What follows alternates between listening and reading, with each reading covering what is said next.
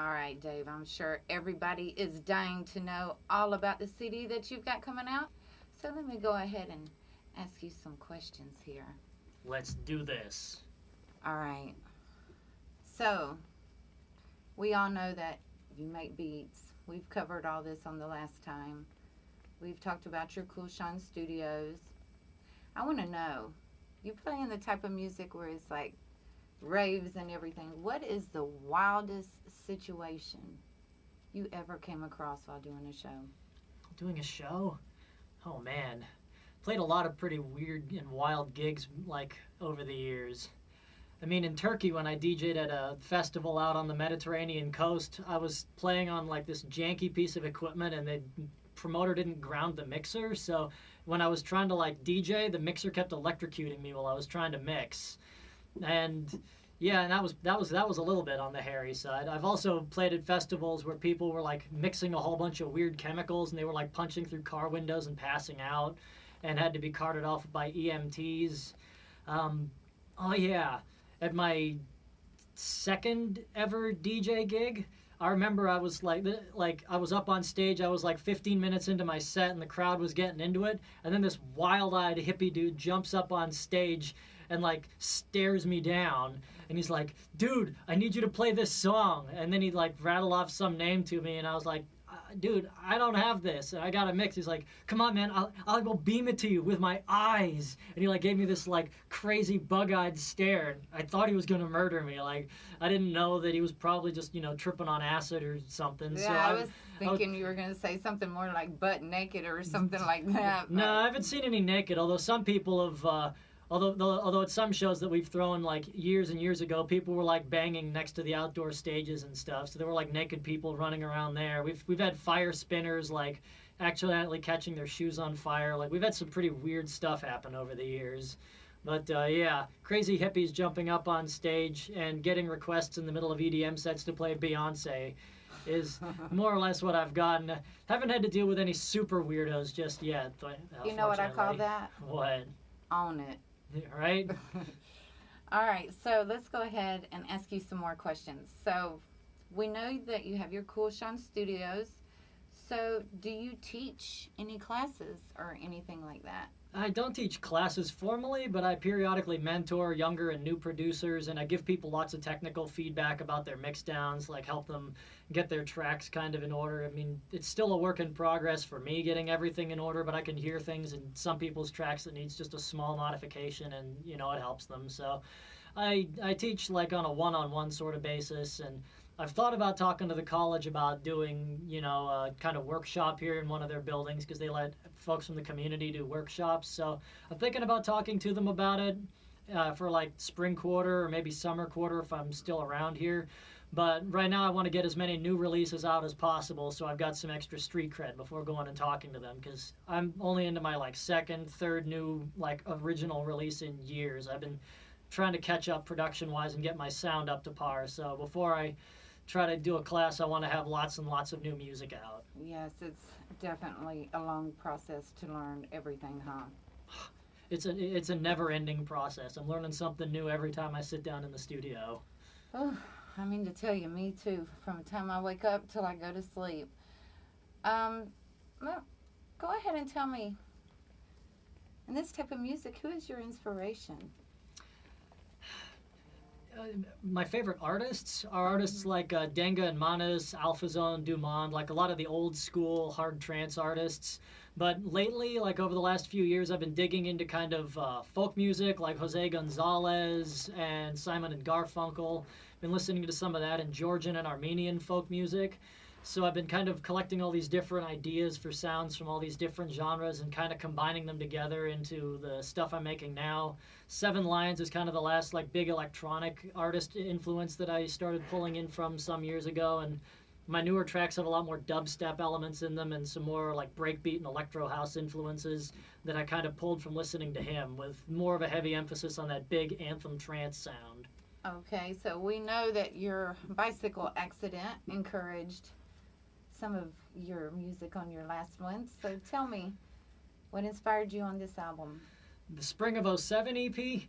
Oh, this story goes way, way back, like 13 years back to early 2006 when I was going to Chapman University down in Southern California. Mm-hmm. I was hanging out with a bunch of buddies in the cafeteria at Chapman University, like downtown Orange, California, like 10 minutes from Disneyland.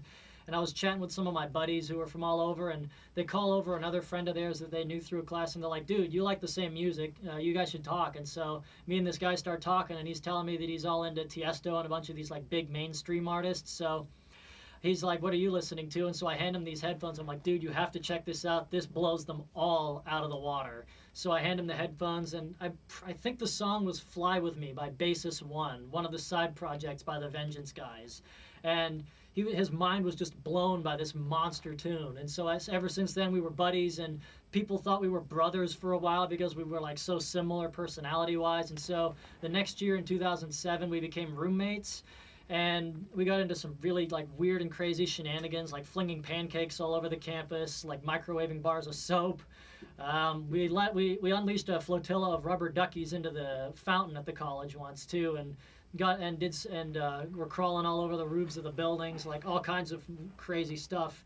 And in April of 2007, it was spring break, and I invited him up to visit me up in Washington here.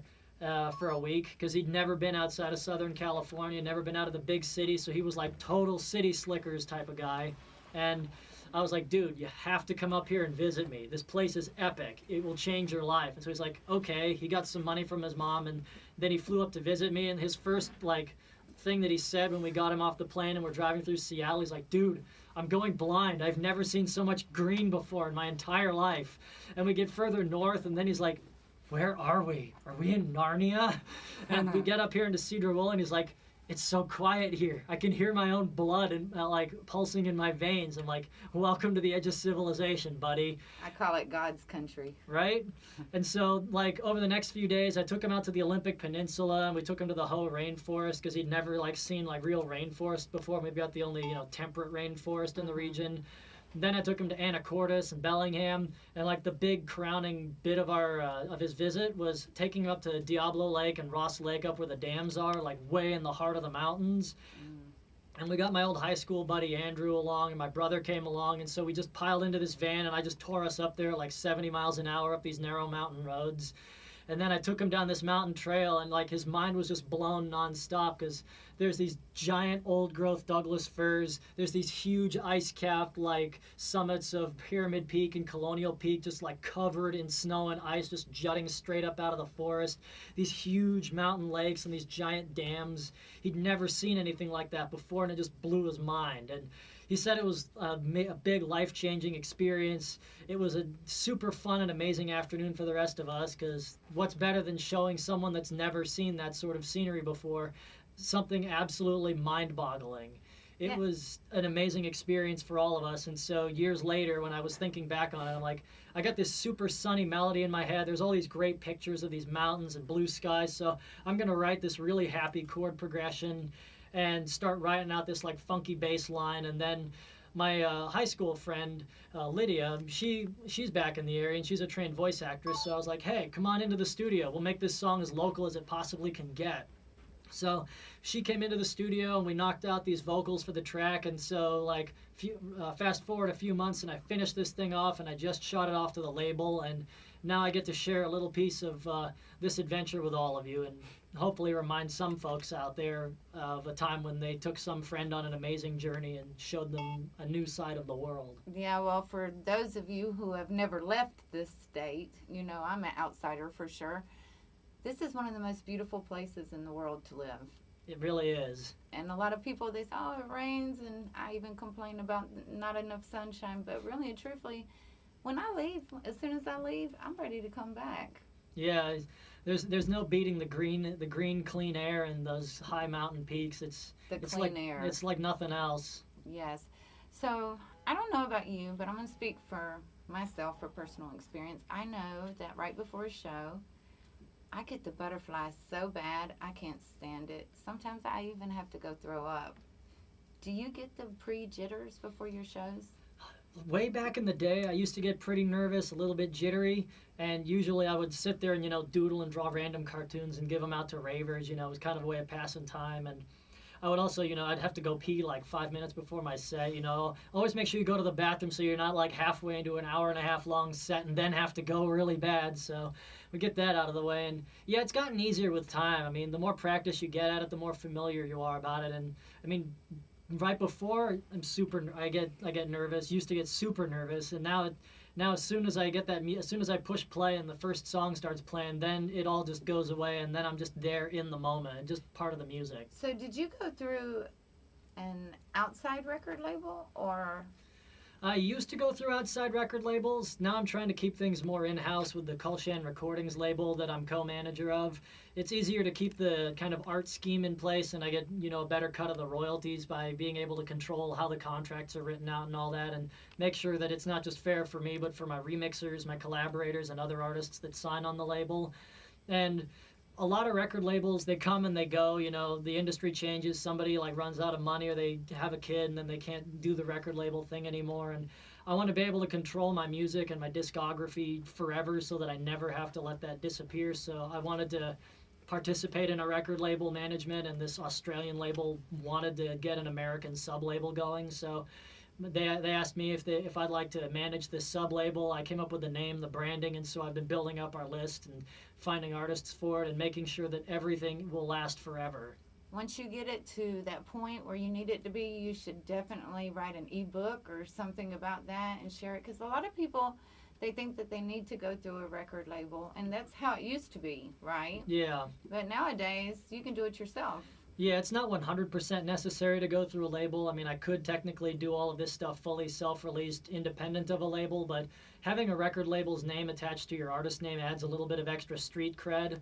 It makes you look more official to industry bigwigs, and it also means that if you need to, you can pass over some management duties to someone else if you have other tasks that need to be done. Like if you need to write an album, but you still need someone to go through demos and handle mastering and stuff, you can pass over duties to someone else that you can give some official capacity and be able to hold them accountable for it by having a business name attached to it that makes them, act more professionally. Yes. Let's go ahead and talk about now. What is, here in Washington, what is your favorite local venue? Favorite local venue? I would say there's not a lot of venues left in Skagit County now for this sort of thing. The Woolly Market does open mic nights, but it's not the same as playing, a full-on rave. But it's good to go there and, meet with people and, play out a few originals to show off to people. The Glow nightclub, or whatever new name they've got now, they used to be in Bellingham on top of the Bob's Burgers and Brew. I always liked playing there. I've been playing more outdoor shows here in this kind of Skagit-Whatcom area because there's not really a lot of indoor venues, but if you want the kinds of genres that I'm writing and a lot of the really hot stuff, go down to Seattle. The Underground nightclub in downtown Seattle is the place to go. They bring in like all the best international artists for trance and techno and house. And the owner is really cool. He's really fair to all of his artists, and he's been doing a lot to build up our scene. And I used to play for him back when he ran Phase 3 events, and they used to operate out of Studio 7 in the southern Seattle area. But that venue closed down, and he migrated his production company to something else. So now he actually runs the venue, and and the Underground in Seattle is a really solid place to go. Really intimate venue. Like you can only get like 250 people in there. So it's not a huge venue, but it's a great venue, and it's a good way to like meet artists, meet all these really great people, and connect with a family. You should go for the Lincoln Theater and bring it here, so like you don't have to go to Seattle. Or they've got so many chairs in their seating area. That's the one kicker. You need a big open dance floor. Oh, they got a floor up in the front. Someday maybe. Right now, outdoor parties are kind of where I'm focusing my attention, because that's where my music is really written for. It's not really written for like bars and nightclubs. There's plenty of great music for that. Yeah. My stuff is more written for the outdoor like party scene, like people that throw their little outdoor renegades at like trailheads or in like old logged out areas in the mountains, like or on the top of a Swiss Alp. I've seen videos of people that like organize music festivals in tops of castles in the Swiss Alps.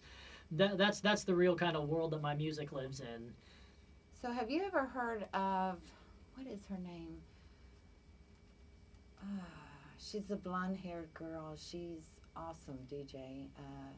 not Cinderella. What is her name? It'll come back to me, and I'll ask you again. Yeah, ask me about it once we got that. Yeah. I can't believe I drew a blank. So, when did you start playing your music? Playing live or making it? 'Cause, Live. when I started DJing live for the first time, technically 2007, back when I was going down to Chapman, like me, my roommate Will, the guy that co-inspired this Spring of '07 song. Me and another buddy, we threw a little basement rave in the basement of my old dorm building at Chapman University. And a bunch of our friends came from all over Southern California for that one. But that was like a little self-done thing. But like really officially playing out at other people's shows, that was 2010. And that's when, and my first gig was at formerly the Grail bar and like grill and everything out in Post Falls, Idaho, like Huater, like right on the Spokane, like Coeur d'Alene border area, just in northwest Idaho, like way out in the middle of nowhere. But I played at I played at a V for Vendetta themed rave called November to Remember. Yeah. Sounds like it was fun. Oh yeah, that was a great show, great crowd, and the response to the trance was a lot better than I was expecting. So I was super thrilled. That was like right back at the start of the big dubstep revolution too. So I was like totally Mr. Left Field out there for the genre I was playing, and people were still getting down to it. That was a good time. I miss that venue. So how old are you? See, this was 2010. I must have been like 22 or 23 at the time. It was a long time ago. Well, like in the music industry, it's a dog-eat-dog world, and it is hard to make it out there. Yeah. So, can you give some tips or some advice on things that maybe you do or things that have made it easier for you?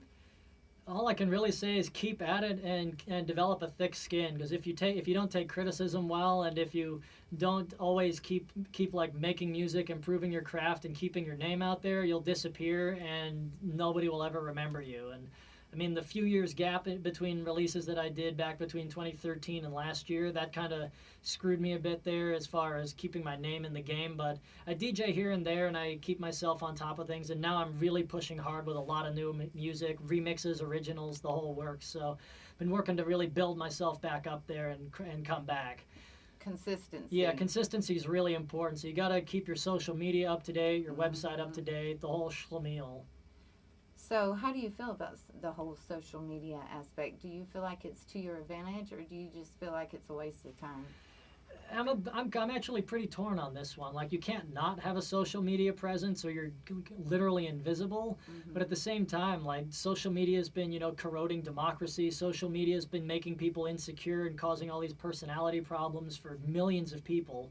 So it's a real catch-22. Like, you can't be without it, but you can't really be with it. So my own personal thing is to try to stay off it as much as possible and only post when it's really like essential, and not get too sucked into interpersonal drama or Twitter beefs or any of those like fights. And it's really hard, because a lot of what really fuels social media is controversy. So it's real easy to get into fights on there, and remembering not to do that and to just stick to posting about fun stuff and keeping stuff going about music. That's kind of the more essential thing, and so that's mostly what I use it for. Do you blog? Yeah, I do actually. I run it all off of my website, my main artist website, adventuretrance.com. Over in the journal section, I've got everything from like music industry tips to music production tips, like hardware, synthesizer tips, that sort of thing.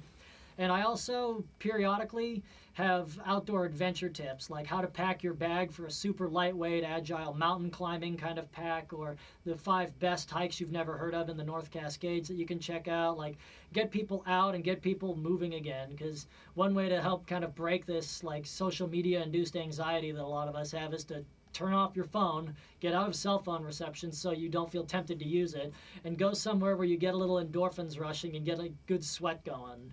I was just saying the other day, my idea of a vacation is out in the boondocks, no telephone, no internet, and to me that would be a great vacation. Yeah, that's why I really like mountain climbing, is because up in the North Cascades, you get no signal up there. You can have your phone, but all it's good for is camera and music, and that's basically it. So I just put on a bunch of music on my phone, and then I just go and I start hiking until I reach the summit of a peak or get stopped by some glacial crevasses. And so that helps keep me in shape, and it helps keep my mind together. You know, whenever you're in the music business or entertainment business, period, you're always running around like a chicken with your head cut off.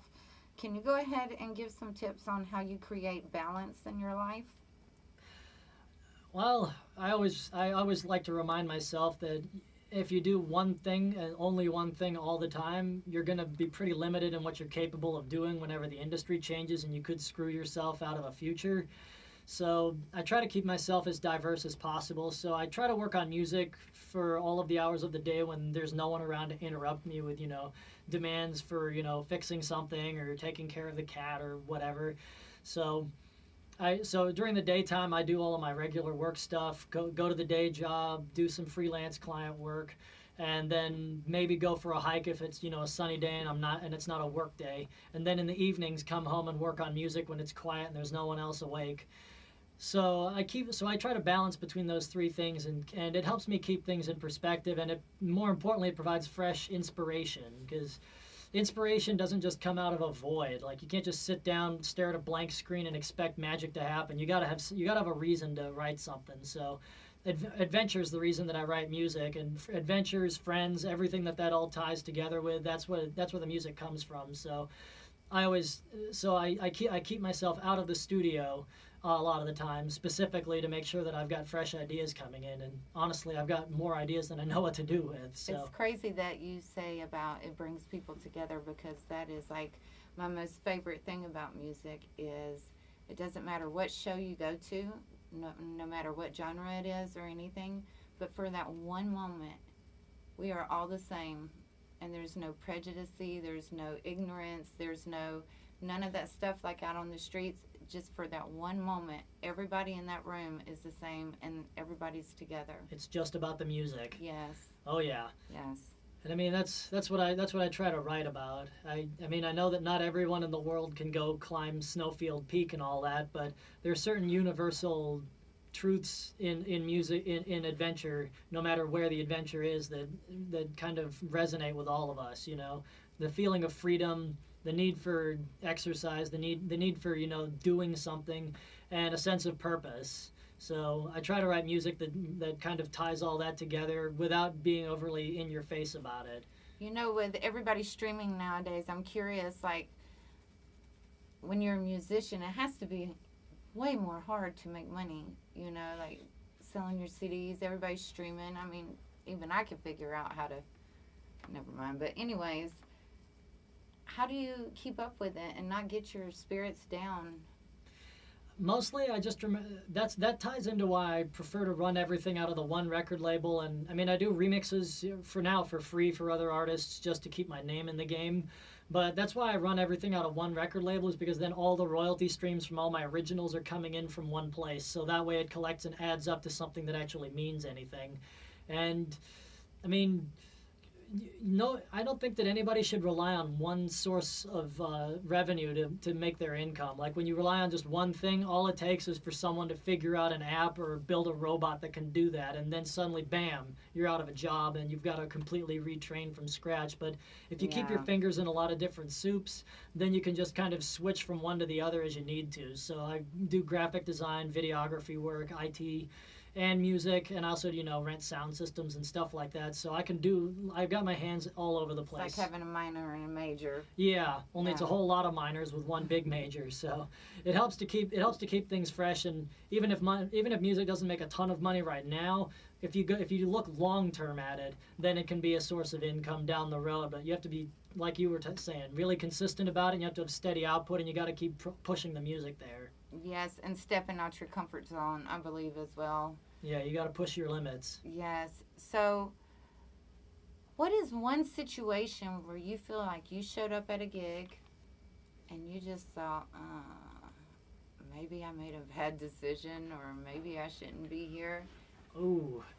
Yeah, I've got Did you step out your comfort zone and just like let your hair down, so to say, and just go balls to the walls and go all out, or I'm trying to think. Stick your head in between your legs? I've never not played a gig that I was hired to come and perform at. I'm just trying to think, because there was one gig that I helped organize. It was up in Ferndale, and the promoter promoted to 150% the wrong crowd. So I was up there playing psytrance and like classic trance and stuff kind of like what we're gonna play tonight for my EP, and everyone there was totally there for like Latin music and like live types of music, and they were all like super mad listening to my music because I was not playing what they wanted to hear at all, and I was just like, oh. You didn't have nothing with the little Latin beat to it a little bit? That wasn't the style that I was there to play that night. I was there to play one of my regular rave type sets with the mixed originals and all that, and that was just not what the crowd was there for. So yeah, that was totally like a flopped gig there. It was pretty bad. Not quite as bad as a different show that I played down in Kelso, down by Portland, where like there were people smoking meth in some of the back rooms, and I didn't end up getting paid, and like gear got like forgotten down in Portland and had to be schlepped back by other people. Like, oh man. Oh yeah, I played some pretty funky gigs in the past. So before I play your music right now, go ahead and let everybody out there know where they can find your music. Okay, so you can find my music on Spotify. Just look for Dawnchaser. That's D-A-W-N, Chaser, all one word. You can find it on Spotify, Beatport, iTunes, Apple Music, Pandora, literally everywhere that MP3s and digital music will be sold or streamed. It'll be showing up on YouTube in the near future, at least the extended versions and the instrumental versions. The original album edit that we're about to listen to, I'm doing an official music video for, so that's going to take a little bit longer because I have to make the video myself. And you'll be able to catch more of this on Facebook if you look for Dawnchaser, and look for the Spring of '07 cover art if you're looking tonight. And I'm also on Twitter as DJ Dawnchaser. I'm Dawnchaser the Adventurer on Instagram. And you can find my website and all of my updates, blogs, photos, the works at adventuretrance.com. Okay, guys, so I will make sure we have all that posted on the KSVR page. Yeah, let's go ahead and get started with your music, man. Here we go. Here's Spring of '07.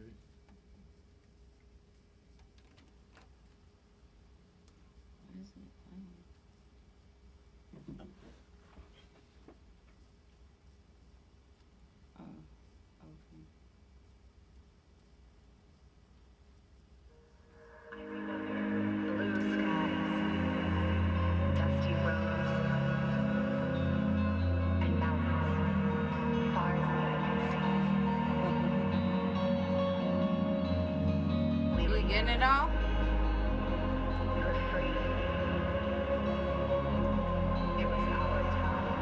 So is this that girl you were talking about? Yeah, classmate of mine. He knows a girl that can sing really well.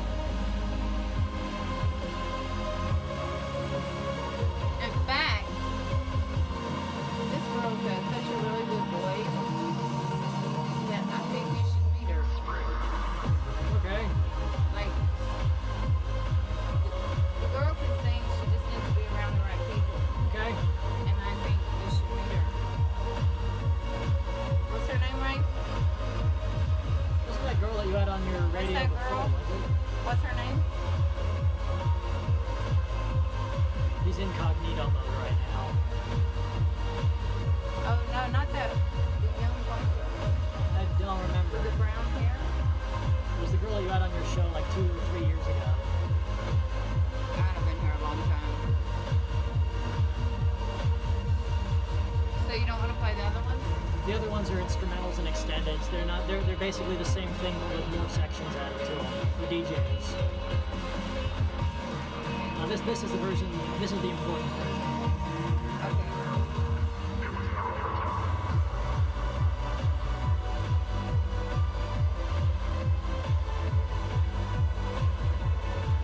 Cinderella, is that her name?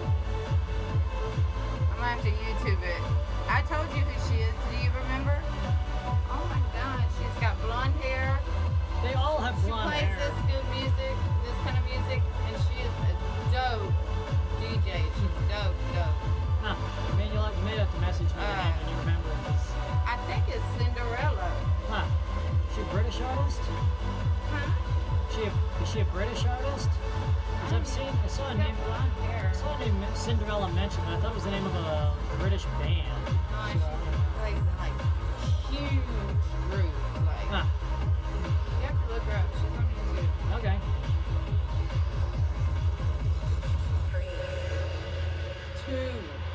was free. 1. Blast off. All right. So that was from a little special preview from your album coming out. It's this Friday, right? Yep, Friday the 22nd. 22nd. So what are you going to do when it comes out? Are you going to sit back and blog to everybody who purchases, or what's your plans once you get it going? I've got my email newsletter that'll be coming out that morning. I'll probably be up at like 1 or 2 a.m. on technically Friday, writing it out and including it in the email. Saturday I'm doing a release party, and we're going to get like a whole bunch of folks from all over the state to come together. We're going to do open decks. We're going to try a bunch of the old sodas and stuff that me and my college roomies used to drink, and we're going to have like some crazy movies playing. We're going to have like all kinds of music going. We're going to have a grand old time, live stream the whole thing. And I've been hitting up blogs, going to be hitting up YouTube channels, and I've been pitching this to some Spotify playlists as well. So we're going to see where this goes. Are you going to have any big plans? Like, you think it's just going to take off, or are you thinking that it's just going to be, I mean, everybody wishes their music would take off, right? Well, sure. I'm looking at this more in terms of the long kind of projection here. Like, a lot of artists and a lot of labels look at things and they either expect, or all they look for is like the immediate first day, like 10,000 plays, 10,000 streams, whatever. But and then basically right after that, then the track is dead and nobody remembers it like 2 weeks later. And my whole plan long term is to keep pushing this music over like months and years, and develop a stronger following based on long term effort, not on just a short term burst. Build your own platform, right? Yeah, build up the reputation long term, because I mean, tons of artists they pop up for like one hit track and then they're gone. I'm trying to be more of a slow and steady burner that lasts decades and has a decent following, rather than a one hit wonder type. So. Yes, don't you hate it when you pull up the music and then you see the list and there's always one hit wonder? Mm-hmm. Yeah, I mean, I don't expect this to be like a super international smash hit. It'd be nice, but trance isn't one of the genres that really does that. But if I can just build up a steady following of people around Europe and North America that want to see me come and gig and get me booked for some shows a few times a year, that'd be pretty cool. Yeah, that would be awesome. Okay, well, I want to thank you for coming and sharing about your album and letting everybody know where they can have it. Is there anything you want to let the crowd know? Just looking forward to those of you that are coming to the release party on Saturday. It's going to be an awesome time. I'm looking forward to seeing y'all there. And for everybody else, it's been great chatting with y'all, and I hope you enjoyed this, and catch you all later.